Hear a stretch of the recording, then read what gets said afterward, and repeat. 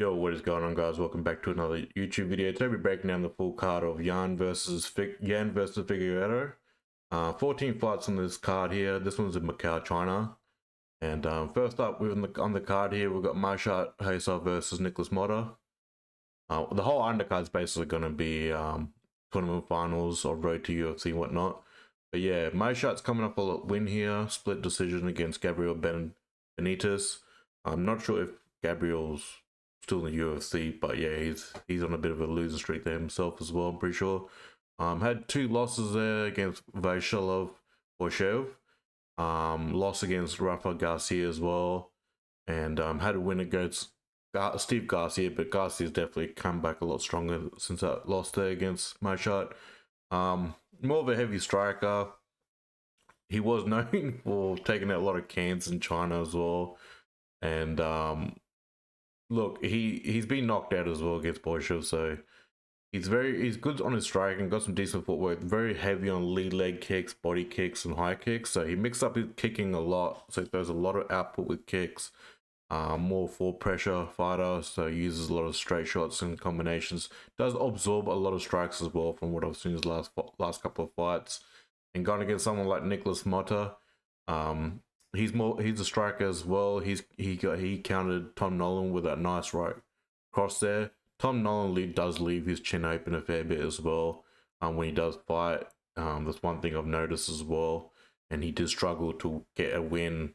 I think it was on that Duplessis versus Adesanya card. He didn't really look good against Reyes as well, because Reyes was a bit of a, he's not that great himself, so it was a bit of a fight where he was supposed to get a highlight reel, but he didn't. So yeah, Tom Nolan didn't really look good in that performance as much as he did get a win.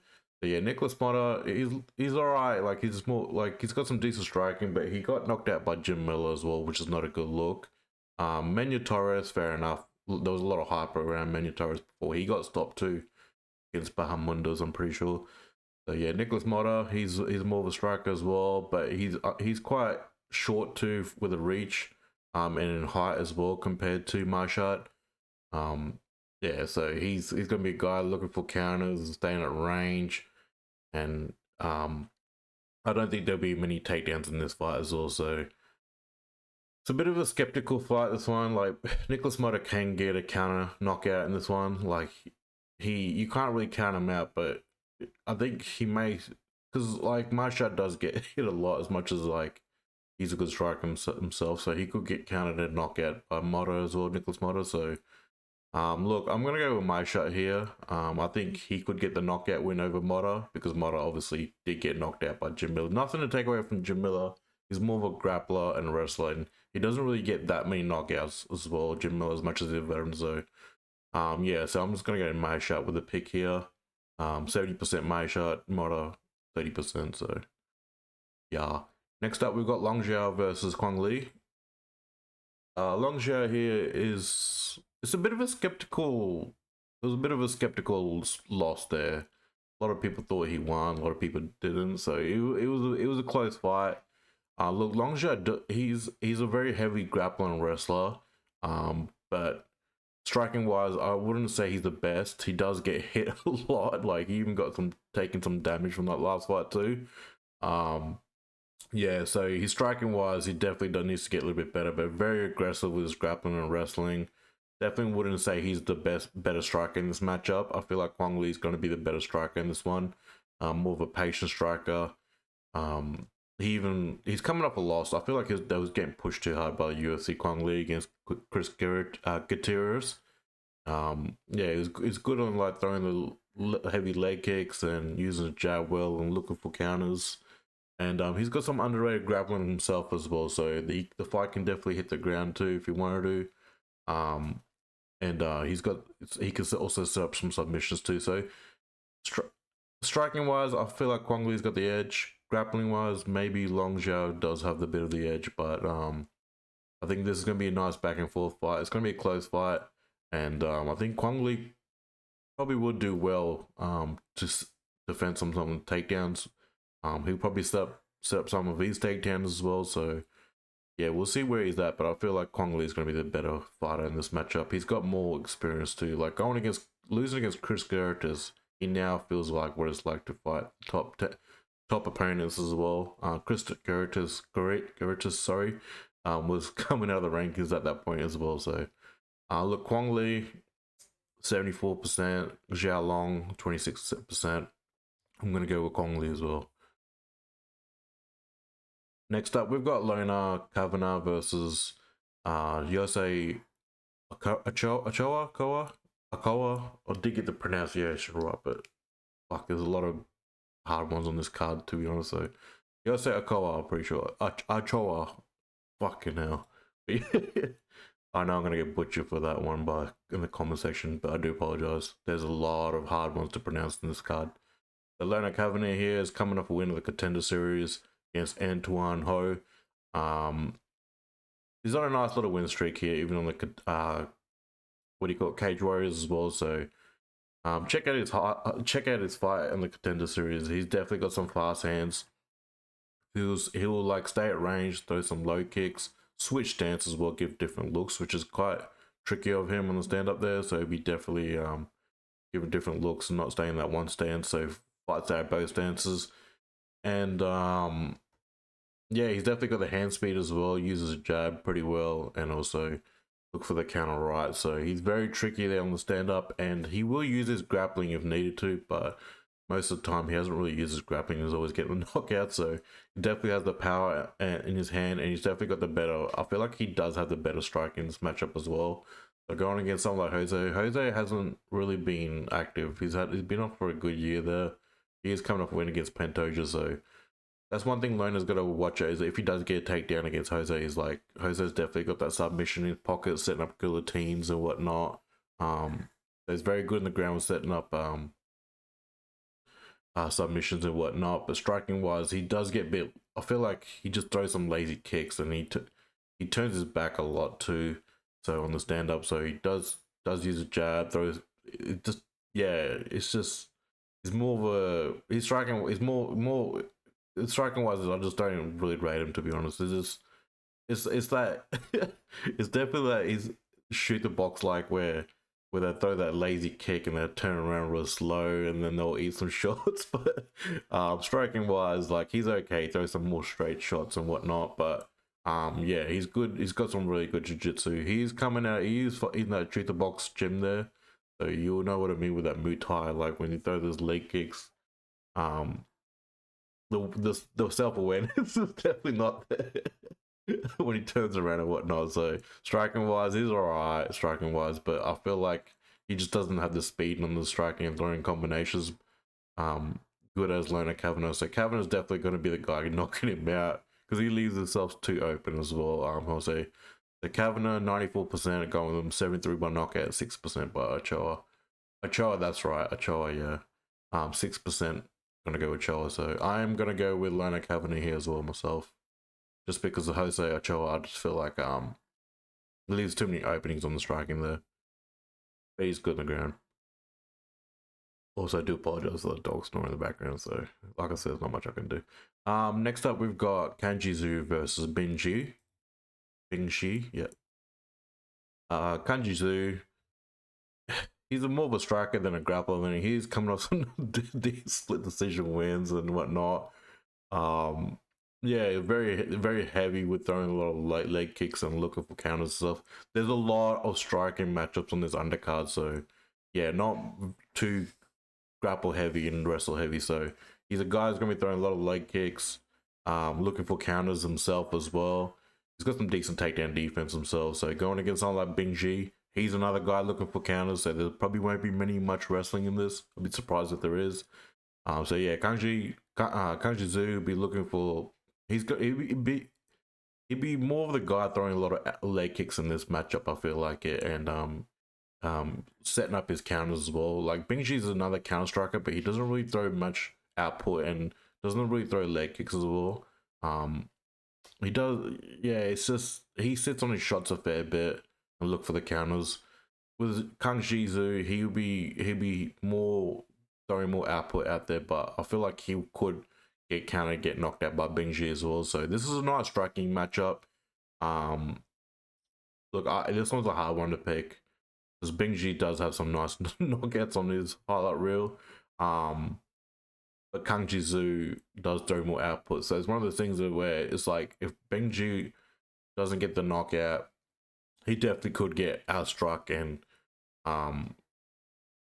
with Kangjie Zhu throwing more output at this, so he could get a decision win over Benji. So it's a hard one, to be honest. So 77% Gong Ji and Zhu with 21%, but I feel like there is a bit of an upset here. I feel like Kangjie Zhu could get the upset win over here over Bingji. Just Bingji's output, it's just lacking a bit. So, but can't really count him out too. And he's got some nice jiu-jitsu on the ground too. He can set up some nice submissions too. But this fight's not gonna hit the ground. So, I'm gonna go with. Yeah, I might go with Bingji. I feel like he could get the knockout over Kangjie Zhu, and Kangjie Zhu does leave a lot of openings too in the stand-up. So, nice striking matchup there as well. So Bingji's a pick there. But yeah, that fight, like I said, Zhu could get the win with being more throwing more output and whatnot.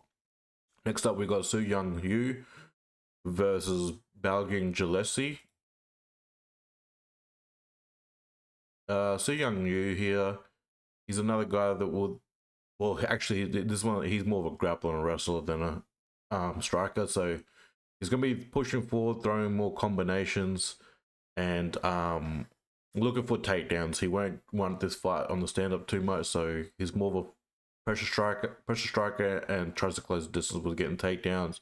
And Balgyn Gillespie, he does have some holes in his takedown defense. In his last fight, he did get a win, but there was a lot of holes in his takedown defense too against Nakanshi. He was taking down a fair bit. But striking wise, I think he's going to be the better striker. He's going to be throwing a lot of low kicks and looking for counters himself. He's got a nice jab as well. So a lot of these fighters stay at range and look for counters. A lot of these Asian fighters on the card here, so they'll be looking for counters and throwing a lot of leg kicks and be looking for the knockout highlight reel. But yeah, I feel like Xiaonan Yan is going to get the takedowns and mix up his striking. And Balgyn Gillespie does have a bit of holes in his takedown defense there, but striking wise, I do feel like he's going to be the better striker in this matchup. So 79% with Gong Gillespie and 25% Yu. I don't know, man. These fights are so hard to pick. If I was a betting man, I'd be staying away from these fights. I'm gonna go with Xiaonan Yan because just the takedown defense on Balgyn Gillespie, it's pretty bad. In that last fight there, so yeah, so I'm gonna go with Yu on this fight. So use the pick here. Yeah, like I said, betting wise, I wouldn't be money down on this prelim card here. It's gonna be hard. Next up, we've got Kiru Sahota versus Dong Yun Choi. With this matchup here, sorry about that. With this matchup here, Kiru Sahota, is more of a striker than anything. He does have some grappling in his pocket. He doesn't really use as much, but my issue with Kiru Sahota is, much as good a striker, throwing a lot of low kicks, body kicks. He does target that body a lot with his kicks. Uses a jab nicely and throws combinations, but his chin's up high. Very tall for the division, and I feel like this is at flyweight too. So he does have a loss there by getting knocked out in Cage Warriors. So I just hate it when yes, I understand it's hard to tuck that chin at being a tall guy. A lot of these tall MMA guys do struggle to tuck the chin a bit. Look, it is what it is. But yeah, his chin's up high too, as much as he's good offensively striking. But going against like someone like Don Hoon Choi, yeah, he's I feel like he's gonna find the chin. Like his takedown defense is pretty good too, so Horthus as well, but as much as he does use his grappling as well. I think Dong Hoon Choi is gonna find that chin and knock him out. And yeah, I feel like Dong Hoon Choi is also, he's a more of a switch stance guy as well. So he throws a lot of leg kicks as well himself, but he does get tagged up a fair bit himself as well. But he's gonna be loading up on these shots more than what Kiru Sahota is. So he'll definitely throw some. He stays in the pocket, throws some combinations, and he switches up stances and gives different looks. And he just constantly just like he also gets hit a fair bit in the pocket as well, as much as he gives it. But I feel like the power is going to be there for the knockout for Dong Hoon Choi in this matchup. I feel like he's going to knock Sahota out in this one. So Dong Hoon Choi is a pick here, and yeah, I just feel like he's just going to be more better. He's going to be better striker in this matchup. So he's definitely not going to stay at range because that's what Kiru Sahota will be looking for with his low kicks and the body kicks. So I feel like Dong Hoon Choi is going to try to close the distance and look for the counter strike, counter shot, and shut the lights off for Kiru Sahota in this matchup. So yeah, 13% Sahota, Choi 87%. So I'm going to go with Choi as well in this fight. And I do think his chin will hold up in this one. Next up, we've got Xiaocan Feng versus Ming. With this matchup here, Feng here is more striker than a grappler. She's got good takedown defense as well, so very tall for the division. Feng, so she'll stay on range, throwing a lot of leg kicks, body kicks, uses a lot of 1-2s, so she uses that reach nice of hers. And Ming Shi's, I wouldn't really rate her striking, to be honest. She does get tagged a lot, and she throws combinations and finishes off with a lot of leg kicks at the end of the combinations, but does get defensively hit a lot. She does have some decent takedowns, so she could use that, but I feel like it's going to be pretty hard to get someone like Feng down, as much as Feng did get taken down pretty sure at the end of that last fight. So the grappling's there in the back pocket. I wouldn't want to strike with Feng, to be honest. If I was Ming Shi, she'll get countered and probably get dropped in the fight. Because Feng can use her range really well and look for counters. So Ming Shi, striking wise, probably not that great. More be better with the grappling and wrestling in this matchup. But yeah, so it'd be interesting if she can get Feng down. Probably think she will struggle a bit, to be honest, to close the distance and get the takedowns, but it's definitely there. But striking wise, not good. As much as she can throw combinations of the pocket, she can get tagged and countered pretty easily as well. So Feng's pretty good at measuring the distance and staying at range, and yeah, picking her opponent apart as well. So, but yeah, she could get taken down as well in the later round. So she's 8% on this, Feng 92%, and I'm gonna go with Feng as well, 92% on this matchup. So Feng's a pick there. Next up, we've got Carlos Hernandez versus oh my god, Nyam Jagal Tremendable. Oh my god. Alright, Carlos Hernandez here is coming off 2 losses. One against Ray Tesouria. He's actually an upcoming prospect himself, Tesouria. He had Shinsuke Nakamura on his corner last fight and lost to Tatsuya Tora. His last win was a while ago, 1 year, 4 months. Carlos Hernandez has kind of been thrown in the deep waters by the UFC, to be honest. So his boxing is nice. He's got some nice boxing and combinations, and you know, he does mix up his leg kicks. He's just had some hard matchups going against, like, you know, Ray here, and Tara. So he's had some hard matchups. But I do like him as a fighter. But yeah, the reach is also not there against the last couple of fighters as well. He's got some good grappling in his pocket as well. So very good using getting the takedowns. He got the takedown against Ray the last fight, but also gets defensively hit a lot. So as much as he's good offensively, defensively not that great as well. And been going against killers as well. So yeah, I feel like the UFC's kind of like really not being fair with him at the moment. So but we'll see how he goes in this matchup here. Nyamajal,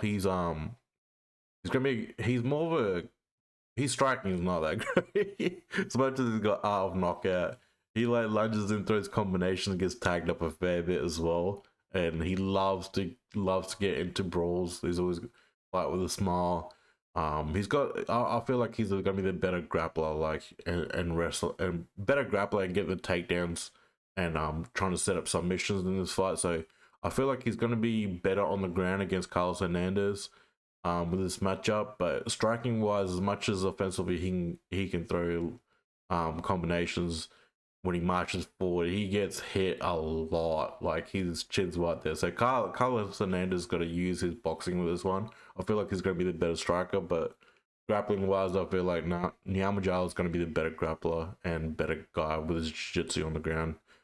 So Hernandez, look, striking wise, could get it done. But yeah, grappling wise, I feel like Nyamajal is going to get it done. So 40% by Hernandez, 86% Nyamajal. So I'm going to go with Nyamajal on this fight too. Yeah, Nyamajal's a pick here, but strike, like if the fight doesn't hit the ground, I feel like Carlos Hernandez can get it done with striking. So yeah, that's a very hard name to pronounce. So Nyamajal's a pick here. Next up, we're on the main card: Volkan Oezdemir versus Carlos Ulberg. Volkan Oezdemir is coming off 2 wins. He's knocked out Johnny Walker too, lovely, and he's got a submission win, rear naked choke over Balgyn Goskov. That fight was good because like Volkan really like showed that he's definitely still a top prospect in the UFC. Besides losing to Nikita Krylov, and lost to Magomed Ankalaev, so he's lost to guys in the top 10. If he was to fight Nikita now, I feel like he could get a win over him, to be honest, because Nikita's been getting injured a fair bit. Look, Volkan Oezdemir stays at range, uses a jab well as well. So, and he looks for counters. Got some nice counters there, and he's just chopping at the league leg.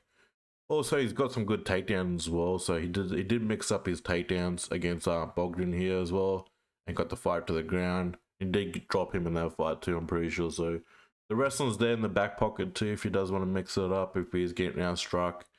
That was his second submission win too. This is crazy. So look, he's got some underrated wrestling too. Volkan wouldn't count him out, but he's more of a kickboxer than anything than wrestling. But going against someone like Carlos Ulberg, Ulberg's going to be the... Oh shit, he's 34 years old. Volkan's been around for a while, 35. Okay, so yeah, Carlos Ulberg, he's coming off a nice win streak here. He, Alonzo Metafield, set himself up to get countered. Kind of like ran towards him and then got countered. He had a win over Carlos Ulberg's got a win over Da Wong Chung, so with submission. So he's another guy who's going to stay at range, and chopping away with his kickboxing as well, and using his jab as well. So he's pretty much like a newer version than Volkan Oezdemir, and if that kind of makes sense. He is similar to age against Volkan Oezdemir, but yeah, he hasn't been in many wars compared to Volkan in the UFC. So he's more young in his career compared to Volkan. So Carlos Ulberg will be looking for counters as well. So he does double up on the jab a fair bit. Got a powerful right hand as well behind him. So yeah, it's gonna be a bit of a kickboxing fight. Who's gonna be throwing more output and who's gonna be sharper with their hands. So oh man, I don't know. I can't really count out Volkan Oezdemir. Like he could use his wrestling as one and get some takedowns when close in distance. But he does get hit a lot himself as well. So defensively, I feel like Carlos may be having a better defense on the stand-up, but yeah, could be a little bit biased on that one too, maybe. This one's gonna be a hard pick, but I'm gonna go with Carlos Ulberg. I feel like his footwork is gonna be a little bit, maybe will be a bit more better than Volkan's as well. Volkan's gonna be a bit more stationary, I feel like, in this matchup. So it's gonna be a hard pick. You don't want to count Volkan out as well because he knows where it takes. He's been there for veterans like DC as well, so he definitely knows where it takes to hang around in the top 10. So, but I'm gonna go with Carlos Ulberg. I feel like the footwork is gonna be key in this matchup here, and feints, and draw Volkan in for maybe a counter shot. So Ulberg by knockout, people are going, fair enough, 80%. 20% odds of me. Yeah, it's definitely Volkan could be a nice underdog in this matchup, but again, he does get hit a fair bit too when he does throw his jabs and whatnot. I feel like he does get counted. But yeah, as a veteran, you can't count him out. So Carlos Ulberg is a pick here. Next up, we've got Cong Wang versus Gabriella Fernandes.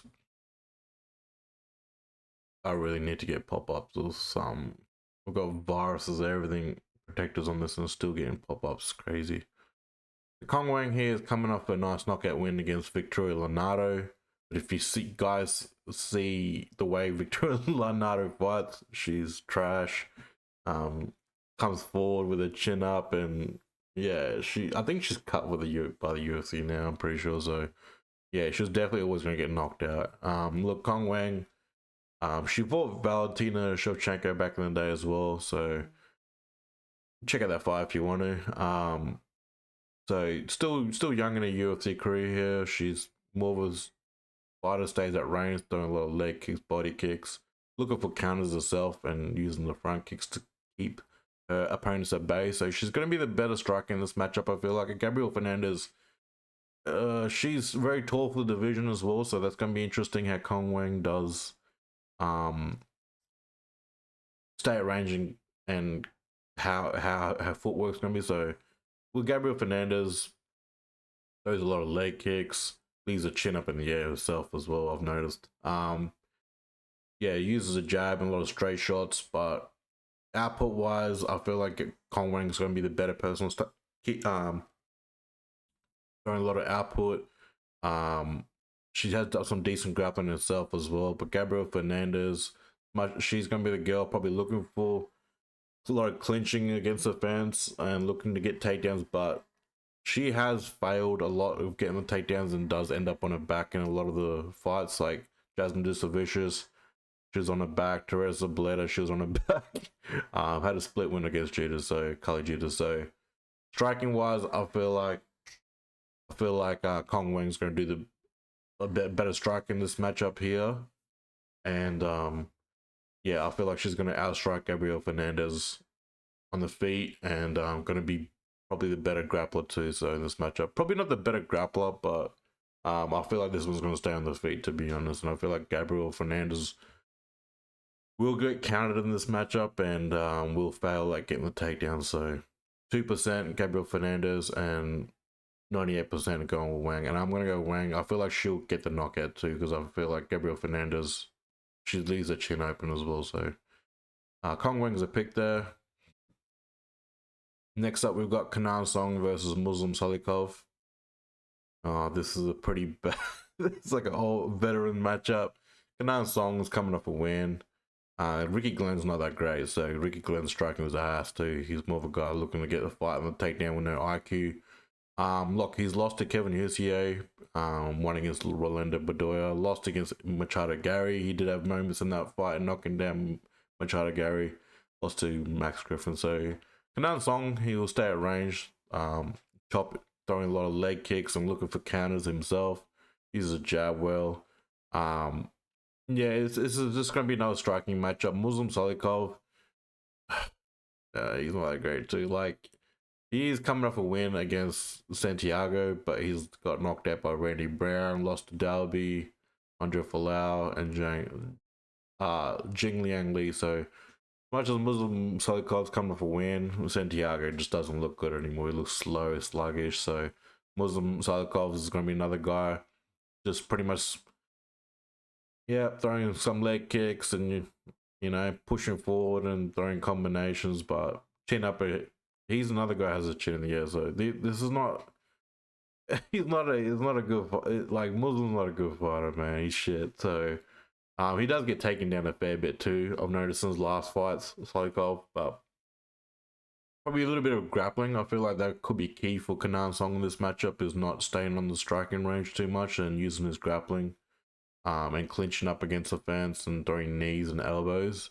That could be key, because Muslim Salikhov's got some really poor takedown defense as well. So I feel like Kenan Song could use some takedowns against Muslim Salikhov's, mix it up as well. So look, he's a taller, he's definitely the taller fighter in this one. So like I feel like he should be able to use his reach pretty well in this matchup. And uses jabs and straight shots and counters well, and just keep chopping at the leg of Salikhov. This is right there to be chopped at, and he's got the better reach, 271.5, 270. So Muslim Salikhov's not a great fighter, man. I think he could get knocked out in this fight too. So I'm gonna pick Kenan Song as well, 59%. Kenan Song 41. Salikhov he's got the reach there. He's got the reach advantage, Kenan Song, and he's had some moments against Gary too. So I feel like he's gonna be the better striker in this one. But Salikhov, fucking, he might even get like, who knows? The only way he probably wins this one is probably a robbery win. I feel like it, but. Yeah, I hope Kenan Song knocks him out and not lets this fight get into the decision. So Kenan Song's a pick here. Oh my god, where are we? Alright, Ozzy Diaz versus Mingyang Zhang. This one's set up for Mingyang Zhang to knock Ozzy Diaz out. Ozzy Diaz is not good. As much as he's coming off winning the LFA against Chuck Campbell. Chuck Campbell's 40 fucking years old. Chuck Campbell dropped Ozzy Diaz in that matchup, out-grappled him, and Ozzy Diaz kind of, it was like a more of a puncher's chance in that matchup, so it was a sloppy fight. He's a sloppy fight himself. No disrespect towards him, but he's definitely not UFC level. He did lose to Joe Pyfer, but he's moved up in weight. This one's a light heavyweight fight. So Ozzy Diaz, he doesn't throw any leg kicks, doesn't grapple much as well. He doesn't throw much output. If you see his last couple of fights, he just really tries to pick his shots. He does do well picking his shots, but he doesn't throw output at all. He'll wait for like almost 2 rounds to throw some shots, and then but they do land clean. So he's more he's not, he's like, he fights like he's at heavyweight, to be honest. Yeah, so he uses jab throw combinations, and he's got a killer right hand on him, but his IQ's not UFC level, man. This one's, they're setting him up to get knocked out by Mingyang Zhang, to be honest. So Bevan Lewis, he had a KO against him, but Bevan Lewis is not great anymore himself. So I'm pretty sure Bevan Lewis was like a welterweight in the UFC, and now he is like gone up weight in the LFA. Pretty sure. I'm not sure about that, but he's definitely gone up weight in the LFA. So Mingyang Zhang, he's going to be better footwork in this matchup, and he's going to be throwing some heavy leg kicks, and he's going to be using his jab well, and he's going to be looking for that counter right. So he loads up on the right hand himself. He knocked out Branson Ribeiro. You guys saw his last fight. Branson Ribeiro is fucking shocking. His KO Machado, I'm pretty sure, and had a win over Tuka Tukos, knocking him out too. So I think he's going to knock out Ozzy Diaz. Ozzy Diaz IQ, his footwork is poor, very stationary. He's more of a pub brawler. He'd be good for BKFC, bare knuckle, but he's not UFC level. They're bringing him to the UFC to get knocked out right now. So yeah, Diaz is 4%, 96% Zhang, and I'm going to go with 96% Zhang as well. This is a poor matchup, man. Look, it's more for the people that won't really. If no one looked into that fight, they'll think that Mingyang Zhang just knocked down a decent prospect. But yeah, Ozzy Diaz is really shit. Next up, we've got Xiaonan Yan versus Tabatha Ricci. Tabatha Ricci, anyways. Oh my god, the pronunciation is crazy. Tabatha Ricci, yeah. I'm pretty sure. I don't know. Anyways, Yan here is coming off a loss against Willie Zhang. More of a girl who stays on the outside, throwing a lot of leg kicks and striking. More of a striker. She's got a knockout win against Jessica Andrade, which is nice. Very like that was a really good knockout too. Mackenzie Dern got a win over her. So Willie Yan here, much as she's a good striker, but she's got some holes in her takedown defense. Taken down by Zhang, she was taken down. I'm pretty sure even by Marina Rodriguez, she was taken down. Esparza, she was taken down. So she's over in Team Alpha Male. But yeah, her takedown defense a little bit lacking. I've noticed a lot in her fights, but she's a good striker. Like I said, always stays on the outside. Mixed up her leg kicks with her combinations and using jab well herself. She does use a bit of grappling, but yeah, against Zhang, it just did not work, to be honest. So, going against someone like Ricci, I feel like she could be the better striker up. She'll stay on the outside, look for the counters as well. Ricci's more of a girl. She's going to be pushing forward, throwing a lot of like jabs and straight shots, and loading up on the right hand a fair bit too. So, yeah, as much as offensively she's aggressive striker, she does get tagged up a fair bit too, Ricci. She tries to close the distance and throw combinations, and even more so just trying to get that takedown. Then the takedown holes are there for Yan, so Ricci couldn't definitely get the fight to the ground as well. But striking wise, I feel like she gets hit a lot. So we'll see. If I think Yan could win this. I feel like her footwork's gonna be too much, and Ricci might even have a issue closing distance. But she's yeah, she's definitely not gonna win the striking battles. I feel like it, but she may get the takedowns and whatnot in this matchup. So look, I could see there could be an upset where Ricci getting the takedowns and putting Yan in bad positions, but I don't know. I don't know if she'd be able to. I'm gonna go Yan here. I think her footwork and the striking and the counter is gonna be too much for Ricci. So yeah, Yan's a pick here, but I could see Ricci getting an upset win too over her. Next up, we're finally on the main event: Petr Yan versus Deiveson Figueiredo. With this matchup here, Petr Yan is coming off a win against Xiaonan Song. He looked pretty good in that matchup. So with he's more of a striker. He does have issues with his takedown defense. He did get taken down by Sterling.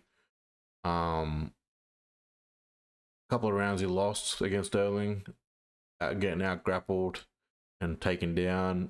Split loss against O'Malley. Some people say Petr Yan won.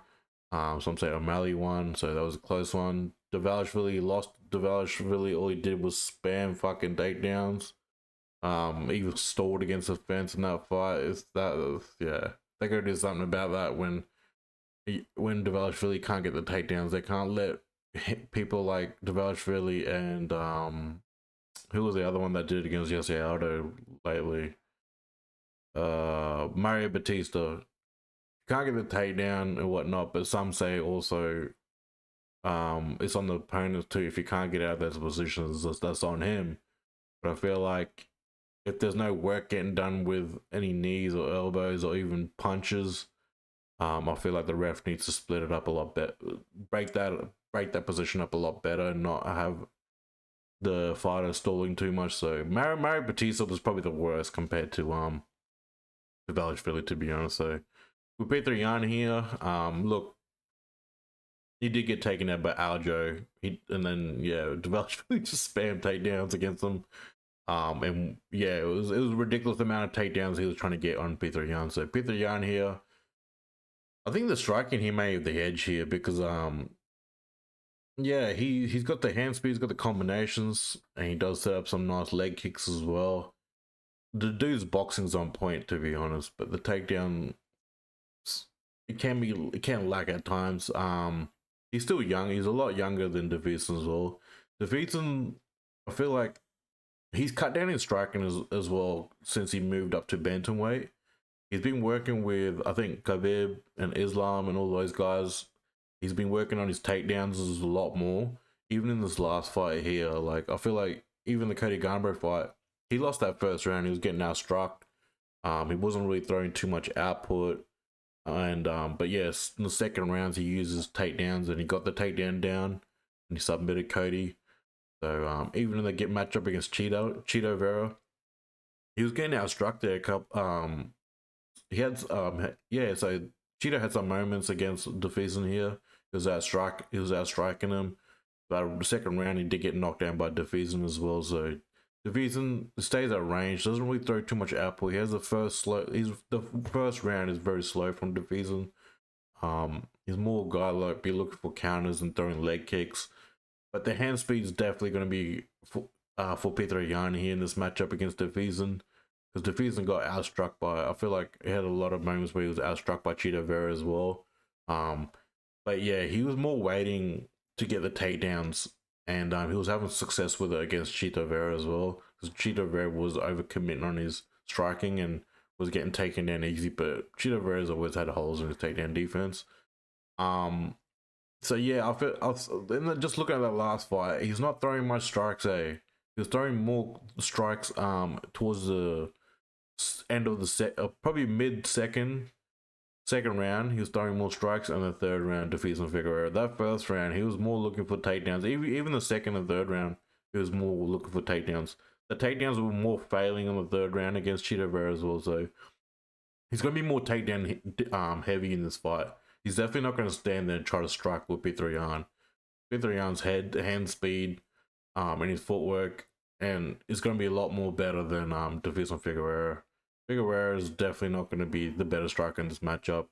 So he's going to be looking for the takedowns and whatnot. This is a 5-round fight as well, so be interesting how this one goes. But Deiveson's very good looking for counters in the matchup in this fight too. So Petr Yan's going to be have to be cautious of not overextending on his combinations and getting countered by Deiveson. So Deiveson's very sharp. I'm looking for counters. But yeah, he's definitely changed the way he fights a little bit now. Looking for takedowns. Like, he was just staying on the outside and timing his takedowns. Yeah, more grappler wrestler heavy Figgy over here compared to some of the flyweight fights. So it's interesting. He's smart. He's very smart Figgy. So he definitely will be looking for Yan to overextend his combinations and trying to take him down. So it's going to be a 50-50 matchup. But striking wise, I feel like Yan's going to be a lot better striker in this matchup compared to Figgy. So 69% Yan, Figueiredo 31%. So I'm going to go with Petr Yan here. I feel like he's definitely going to be outstriking Deiveson Figueiredo. Figgy's going to be really heavy on those takedowns and grappling. He ain't going to be striking much, trust me. So yeah, those are my picks on this card. Yeah, there's a lot of yeah, the whole undercard is just tournament heavy. Road to UFC, and yeah, I didn't really watch much of it, so I'm gonna start tuning in a bit more with the outside promotions and whatnot. So this one's took a bit to study. So those are my picks for this card. Hope you guys enjoyed the video. Leave some comments, and because I feel like a lot of you guys are gonna have more knowledge probably on this card than me, because I haven't watched the road to UFC. I probably should have, but film study wise, I did study pretty hard on this fight on the undercard. But yeah, those are my picks today. Hope you guys enjoyed the video. Hit the like, subscribe, and we'll be back with UFC 310. So I don't have a clue who's going to be the main event, so I might hold out until we get an announcement. As soon as we get an announcement and a poster, I will make the picks and put them up straight away on the YouTube channel. Anyways, guys, see you guys in the next video. Cheers, guys.